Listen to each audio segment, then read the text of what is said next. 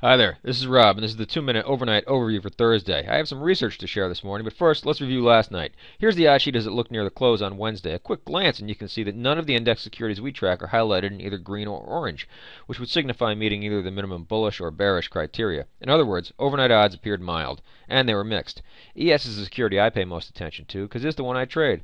Price action for ES showed squarely bearish numbers, but both internals and seasonality were mixed, so the net result was what appeared to be mild bearish inclinations. That bearish inclination was also seen in a couple of studies identified by the Edge Finder, but while the weight of the evidence appeared to point south, it simply wasn't strong enough for me to attempt to trade, so I sat out Wednesday night. Let's take a look and see how the night played out. After closing at 14.90 and a quarter, Apple gave the market a jolt early in the after-hours session. ES quickly dropped about 6 points. It then spent most of the night stair-stepping its way back towards break-even, but in the end couldn't quite get there. The open this morning came 2 3/4 points below yesterday's close. It's still early in the day, but the gap down quickly filled, and ES is now squarely in positive territory. Let's look at the daily chart and consider what another positive close may mean.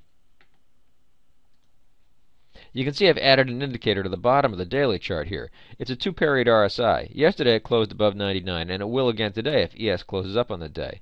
A reading this high is unusual. I look back at all other times since 2000 where ES was above its 200-day moving average, and the 2-period RSI closed above 99. Here are the results.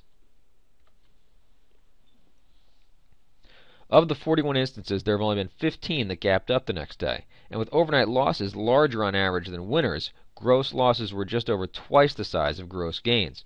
So obviously the numbers suggest a downside edge. Let's take a look at the profit curve and see if that sends the same message.